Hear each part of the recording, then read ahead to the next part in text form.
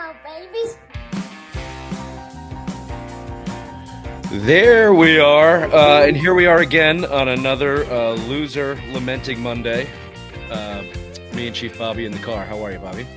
Doing all right yourself? I hear you're sick. Yeah, real Michael Jordan flu game for me today. I'm impressed. Very impressed. Yeah, you noticed someone else is not here again. Yeah, I know. He's a bum.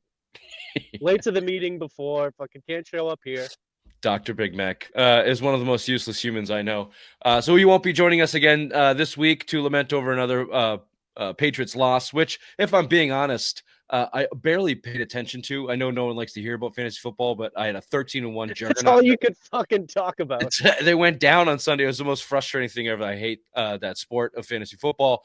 So I was really geared up on that. When James Cook scored, I was cheering just as loudly as when Booty scored. You are such a cunt. I was in that kind of mode, but that was probably the main reason. But also because this Patriots team has not. I've lost interest in the Patriots team. They went up 14-0. I gave them no shot of winning that game at any point in time ever. You were way too invested because they did it to me, McPhee. You heard me talking. They were going to get eviscerated. I start watching, and then I'm like, ooh, a game. Ooh, they fucked me hard. Yeah, this is what you should learn from that. This is, as always, this is Snapshot, Patriots recap show. We're going to start with our opening takes as we always do it, and allow me to kick it off. Don't be fooled. Don't be fooled by this game. Don't be a Vine. Don't be a Rob Vine down there. Don't let this game fool you. This was the Bills' trap game. The Bills were supposed to lose this game. They had 3 really tough matchups in a row. They were riding high as hell. Every single year, this Josh Allen-led Bills team has a bad loss around this time of year that fucks up their player standings, except for this year. When you went in, you were supposed to be that team. You looked like that team for a first quarter, and then you reverted right back to their old stupid habits that stem from coaching and management, which is what we will absolutely get into. So I'm sorry if you got fooled by that, Bobby, and anybody else in the first quarter. They never got me. That is the same exact team they've been all season long. There's no more victories from that. We will certainly talk about that more when we start the show. What was your opening take? My opening take is I was fooled. I was into the game. They suckered me in like the asshole that I am. And then ultimately it blew the game. They turned into a complete Patriots game. It was not a moral victory. It wasn't a turnaround. It was just completely symptomatic of what this season is. The coaches couldn't finish the job, and they're not fit for the job. Yep, on the same page there. A lot of the same. Unfortunately, this is becoming a repeat show. But we'll see what kind of new things we can squeeze out of it. We got pros, cons, and observations coming from Chief Bobby, as always. This is the Simple Minds Sports Show. Snapshot, Week 16. Patriots 21, Bills 24.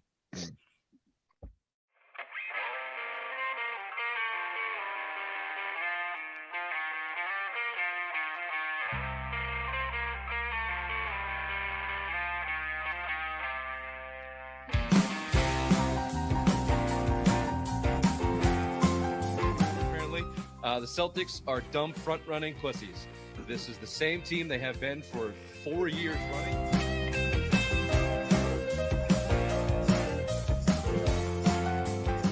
Well, my worst nightmare came true. Missoula and Mayo are friends. What the fuck? Apparently they've known each other since Virginia. They have these docking sessions where they talk about ball and managing people.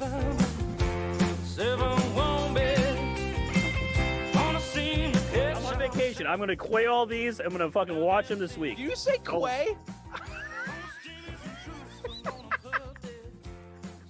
Is it not quay? It's Q. It's Q. It's Q-U-E. You idiot.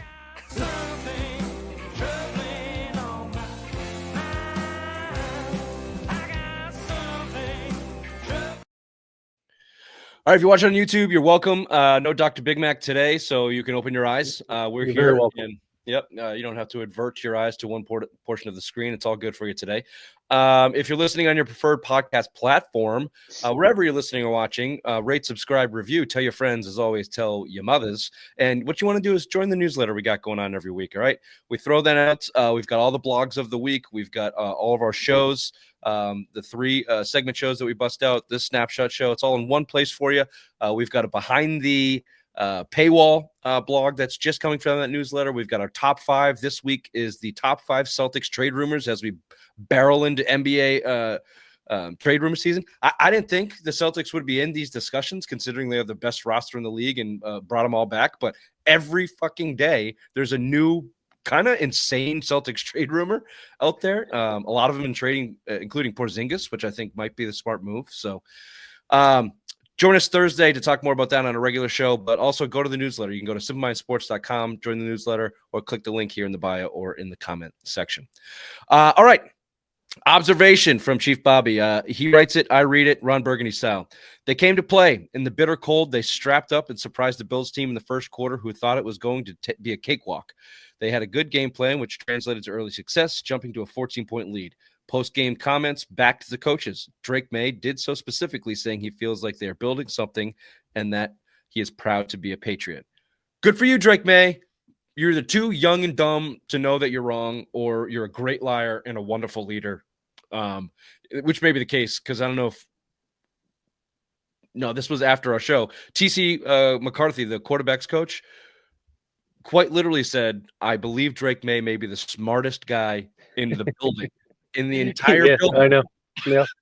Which says all you need to say about everything we've been bitching about this season with the coaches and management. Good look for Drake Maye. Good game for him. Obviously, you had the one bad interception there, which we can debate on if you'd like. You look awesome in the first half after their first 15 scripted plays. Yeah, he's the real deal. They should do everything in their power not to fuck this kid up. Yep. And it sounds like his voice is getting louder and more vocal, and that's great. He's doing exactly what he should, backing his coaches. He should not be throwing anybody under the bus. Fucking vibes, Coach Mayo. Yeah. So good for him. Yeah. What else do you want to say about Drake Maye? Yeah, exactly. No, he is the guy, and it is impressive that he was able to get out there, and he's been showing leadership kind of tactics. And I'd put that in there too, because kind of the players did back Mayo. And all that really might be enough to get him back, unfortunately, if he's getting public backing. It does appear like no one circles the wagons like Gerard Mayo. After the Jaguars game, they come out. After this game, they come out. But if you're constantly having to circle the wagon, there's a problem there. And just liking the person doesn't mean he's the right guy for the job. Yeah. It's all going to stem back to coaching. We've got the rest of the show. It's all going to be about coaching. So it's going to be about them being bad coaches. So just for a second on the good part, it's not the first time we've seen this year. Drake Maye and Alex Van Pelt come out with a nice scripted first and second drive. Was it the Rams game? What game? I forget. I would have to go back and look. It was the Rams game. It was the Rams game where they came out and scored the first touchdown and had a they did. nice... Yep, they went down the field. Yep, and they had listened to the criticism from the media that week. And God damn it, did they listen to it again? Because they're running the ball with Drake Maye all of a sudden. I want to get into that. We'll get into that in your next con or negative here. Because that was the first thing that jumped out to me. It's the biggest takeaway from this game. But golf clap to Alex Van Pelt. Alex Van Pelt seems like a good offensive mind. Seems like a nice guy to have on the staff. Work with quarterbacks. He's been in that position. All of his coaching career in the NFL. He's been in the NFL for 30 years or whatever. He's clearly just not a offensive coordinator, play caller in game. That weakness week after week is shown and comes out. But the strengths in his game you can pick from as well. He just seems like a guy that shouldn't have the play sheet in his hand during the game. That's the nice thing. It's a very fair criticism, honestly, and it could be really why he was more successful in other locations where the head coach called the plays. Yeah, you see it all the time in NFL. Yeah. I mean, Josh McDaniels, perfect example. A guy that just, you're an offensive coordinator, man. You figure that out. There's a step above that you are not fit for, but you're really good at this. So stay what you're really good at. That should be your goal. Here's where it really gets interesting for me. So in your con, turnovers and mistakes. Kendrick Bourne is a fucking asshole and should be cut. Fuck him. He clearly runs the wrong way in the Drake Maye interception in the end zone. Once again, in Capitals in post game says it was on him. Let's stop there because went and rewatched that interception just a minute ago. I didn't see Kendrick Bourne anywhere on the screen. Is that is exactly the wrong fucking way? So they went. So Austin Hooper is going to go in the deep corner, and then Kendrick Bourne goes in this way. If he had gone into the shallow corner, it would have been exactly where Drake Maye threw the ball. He ran and he cut off Austin Hooper, who then falls. It was a fucking insanity. He absolutely ran the wrong route. If he had gone into where the ball was thrown, that was the play. He is a special brand of stupid. He should come on this show. Simple minded. He'd fit right in. You'd fit right in. Even still, that may be the case. I mean, knowing this team and knowing this season, it was probably a bad play design for that part of the field. Obviously, poorly executed. Spacing was all shit. They were all in one area. I think that's Alex Van Pelt's offense, and then you combine it with their personnel, and you've got a spaghetti shitstorm sandwich out there. You look at the play, it's first down in the red zone. Drake Maye takes 2 steps back, throws it off his back foot. I get he has that power, and it's probably where he wanted the ball to go, and it's probably Kendrick Bourne's fault. But you're the quarterback. You take the praise and you take the lumps. You can't throw an interception there, dude. You got to make sure that's going on a dime, on a bead to your guy. Either your guy's catching it and nobody's catching it. So Maye takes a lot of that heat too, I think.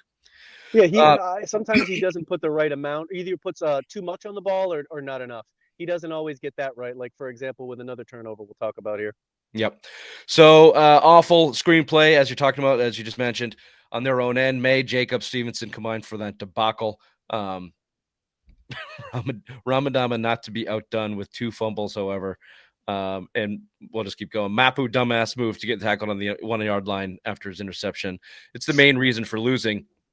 Absolutely. The interception, Drake Maye's interception, immediately followed by the horrible screen pass debacle. That screen pass is the epitome of the New England Patriots of 2024. Horrible play, horrible execution, and then the morons are standing around, all of the offensive linemen with their hands up, looking at it. What? Drake Maye's pointing. Thinks it's a forward pass because he's guard. You morons, just poorly coached morons. They have had so many of these just like classic NFL football loser moments that we used to make fun of teams for as Patriots fans, and it's so frustrating to watch that one in particular. If you break down that play to its specifics, it's a 3-man play. It's the tackle, it's the running back, and it's the quarterback. The tackle's supposed to cut the end, and then Ramondre goes. So you're basically relying on your most turnover-prone running back that you have, Ramondre, and one of the shittiest tackles in the NFL to execute. And Drake Maye threw that about as hard as he possibly could into exactly Stevenson's helmet because he saw the guy rushing, I'm sure, and reacted. Horrible. The game was basically over at that point. If you asked me, the game was over when it was 14-0 Patriots, but clearly the Ramondre play, it was done for. Things get real squirrely with you with Bills games at the end of the season. 2 years ago, you weren't even at the Hamlin with the Hamlin game with the double kickoff returns. Bills games at the end of the season, you just fucking pack it in by the end of the season. You're done. Do you blame me? I mean, come on. Unbelievable. This is sick. It's over. It's over, people. Ramondre Stevenson, I put him akin to Antoine Walker.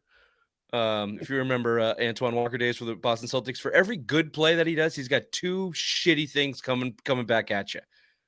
It's funny you bring that up. I got in a debate with some guy that Antoine Walker would be a top 5 player in the NBA right now. The way he played. Right now, he was born like 15 years too early. He was fucking made for this NBA. That's true. He was made for this NBA. I think his shortcomings would not allow him to be a top 5, and he would still definitely the gambling and the whoring. He would definitely be broke. We can be sure. We're 100% sure on that. Yeah, but I mean, other than that, his game. Mapu, I like Mapu. I think he's a good player. I think he'd be a really good player. Like, he was never healthy under Belichick. We drafted him. He's the type of guy that in a classic Belichick defense that was good and solid, Mapu would be a guy who would be like, wow, he would stand out because he would be put in positions to make plays like he did the other day. But Jesus, like, immediately once he so got dumb. that ball in the end zone, no. And just another classic loser play. Very frustrating. But he almost had that other pick. So good game by Mapu, I guess. Forced a fumble too. Did force a fumble. Let's just stick on the defense for a second. We can get into a minute. But another 43-yard run from James Cook. Gashed on the left side of that line. Do I have that right? Is that feels like they've given him a 50-yard run basically every almost other game weekly. They did to Connor last week. They Is that the left side? pretty much weekly. Was Connor the left? I'm just trying to think if I don't remember the Connor one. This one was the left side. If there's a common denominator on that line, if someone's lining up more on the right end of the defensive line or not, I guess we can go look at. Godchow should be the guy that's in there. I mean, Barmore's in there now. Ukulele is a decent enough player. Dietrich Wise, Keon White, put your blame wherever you want to. We know they have no linebacker. We know they have no help on the second level whatsoever. And Jabril Peppers is the only guy, worth his salt. But ever since he got arrested, it seems like, he's kind of out of it. So I think in the secondary, Jonathan Jones had a vintage game. I don't think he's been used correctly this whole season. They had to put him at safety for a while because they had communication issues. But you stack that guy on a slot receiver, and he does very well. I think that you should just 80-20 rule. Stick to 80% of the time, stick to 20% of the best things that you do. I think Jonathan Jones has been lost in the Damar Covington shuffle of shit this year. And then Christian Gonzalez put up another 0 on his side of the field. So good for him. Yep. Yeah, it's I blame the long runs on the lack of having a true free safety. If you have a Devin McCourty type back there, he sees the whole thing in front of it, takes the correct angle to make a 25-yard run to stop it. But once these guys get through the linebackers, they're done because they don't have someone that knows how to play the position. Yeah, certainly on the big explosive plays. We never saw that under the Belichick regime because of a guy like Devin McCourty. He always had someone there, and that was a tenet in his defense: do not give up the big play. We have not seen that here. But specifically up front for that defensive line, that's, again, comes down to coaching. We know there's talent there. We know Godchow, Barmore, Ukulele down the line are enough to hold up a defensive front. And they're just not being put in the right positions. Or they're not executing because they don't give a shit or whatever. It boils down to coaching for me because we've seen those players execute in the past. Agree 100%. They have good defensive talent. We could just say, even if you were going to rank them 15th in the NFL, just a tick above average, they aren't bad players. They have good enough players to be successful, and players we've seen be successful, and most of them have regressed this year. Yep. Here's an observation you got. Two things. One, Mayo looked different on the sideline. He looked agitated all game. He looked like he had something riding on this game, not his normal smug, confused look. Second, the loser luck continues. Pats force fumbles they aren't able to cover. Bills recover the New England fumbles. The season-long trend continues. I agree. The shot of Mayo's on the sideline looked like he was more. He looked completely in the game, and he looked agitated. He looked like he had something riding on this game. The rest of the time, he just looks like he could care less. Yeah, and you mentioned it. The calls for Drake Maye and the design runs for Drake Maye is for me, it's such a indictment on how maybe not dysfunctional, but disconnected and reactionary this coaching staff and this management and clearly ownership is. Nobody is as reactionary to public pressure as owners in professional sports.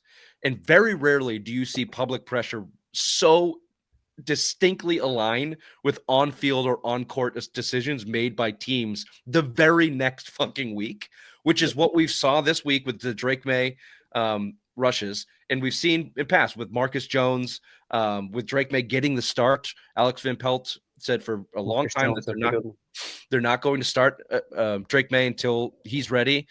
And then you lose 6 games straight. And wouldn't you know it, Drake Maye's ready. Drake Maye's ready. Marcus Jones, what? You can play offense? Okay, next week you're on the field because the media told me you could play offense. And then this week, I think the biggest, this is probably the most absurd of them all. Gerard Mayo and his corporate bullshit puts his foot in his mouth last week, saying it's not his call whether Drake Maye runs it on fourth down there by the goal line. Alex Van Pelt all season has said we are not going to put Drake Maye in design runs. The public pressure amounts to a fever pitch all week long, and the first chance they get, they run Drake Maye on a quarterback keeper. Yeah, it's embarrassing how clear the public pressure is navigating these coaches, and it's clear that should be all the evidence that you need that they don't really know what they're doing, and they don't have shit tightened up, and they're not on the same page, and the crafts are meddling, or however you want to define that, probably all of the above, and it's why they have 3 fucking wins. It all comes down to coaching for me, and the decision to put Drake Maye in run pass options is the most clear example of that, which is a wild thing to say to bring it all back. But if you look at the whole picture of the season, I think it spells it out pretty clearly. Whatever the reason is, there is no reason that is good in any way, shape, or form for a football organization, a football operations team to listen to the media. At no point should they do that. Whether it's ownership meddling, saying that they need to do this, ownership shouldn't be telling the coaches what to do. They don't know what to fucking do. They have no idea. And even if it might be the right thing at this point in the season, just fucking don't do it. Just don't fucking do it. Because you should have been running him when the season was still there to be a season to be had. Now you start running him and get him hurt with a chance to possibly not have a complete off season. Now is the time when you start protecting Drake Maye, not week 9. Right. No, it's exactly right. Alex Van Pelt said that exact same thing last week on Wednesday or whenever the assistant coaches speak. He said, we're not running him these last 3 weeks. Our goal is to keep him healthy. Yeah. And then he got a call. Actually, he got a knock by this is exactly how it went down. Gerard Mayo felt the pressure. He had his little weekly meeting with the Crafts, and the Crafts said, hey, is there a reason we're not running Drake Maye? Seems like a pretty good athlete. And Mayo's like, if I had my druthers, I'd be running him all day long, just like he did earlier in the season. Is there a reason we're not playing Drake Maye, Gerard?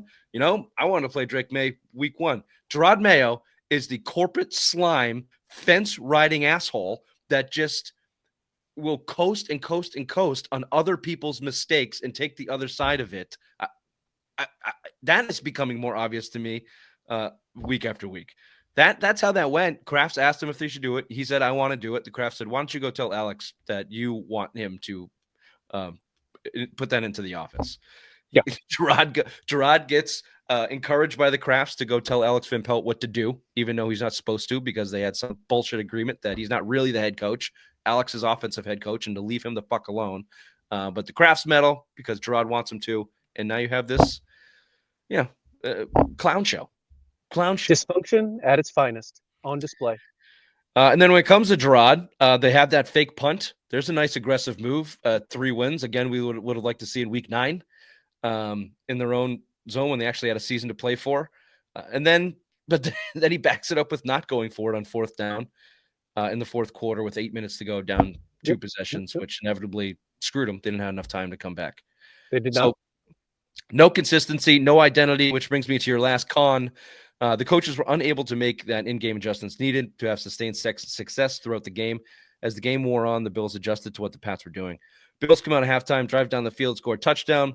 Then the fuck-up floodgates open. The Patriots never have a counterpunch to open adjustments. Even with the moral victory, in quotes, result, I'm still staunchly in the camp that coaches are not good enough and are the primary reasons they're losing these games. And I full-heartedly agree. No consistency, no identity. They're just reactionary. It probably starts with the roster. The roster, is not good enough, but they've left plenty of wins on the table, and it all comes back to coaching. We put a lot on the players, but the players deserve. I think we've actually overstated how bad the players are. The players have been out there and with the ability to win some games, and this organization has failed them in their ability to back them up for that situation. Trust me, there are some positions where they're completely deficient, but if they were put in the right positions to win, this is a 6-win, maybe a 7-win team. Yeah, it takes a special kind of suck and dysfunction to be a 3-win team in the NFL at any point in time. You said that at the beginning of the year when we had 6 or 7 wins on the table for them. Because if you just come out and play fundamental football, you should get 6 wins and beat up on teams like the Patriots who are chasing their fucking tails every week. Exactly. Well, 2 more of these. 2 more of these. I don't know if it's a good thing or a bad thing that this game's on Saturday. I feel like it's going to fuck my Saturday up. I don't know. Well, yeah, if you're like me, I don't know just how to never feel give them a about it. chance from the beginning, and it's all a haze anyway. That's how I was. They fucking suckered me in. I was so mad about it because I knew it was going to happen. I knew it. Just wait. Just wait. Yeah, I know. And you don't have to wait too much longer to see us. We will be back Thursday, the day after Christmas. No days off here. Not like there in Foxborough. No days off. We'll be back Thursday live on YouTube, Twitch, Facebook. Join us at 8 p.m. We'll be talking some more Patriots scraps, some Celtics, Red Sox. You can come late again, Bobby. Maybe we'll start Red good. Sox. Good. Also, Raymond will open the gift that I sent him live on air. Spoiler alert, it's a picture of my wife. Excellent. So definitely want to tune in for that. That'll probably be later in the show. That's called a teaser in the biz. Yeah, whenever you need. Yeah. And again, go check out the newsletter for Behind the Paywall, our top 5 segments, all the content you don't want to miss out on. Either click it here in the link or in the comments or go to SimlineSports.com. We'll see you on Thursday. Bye-bye. Bye now.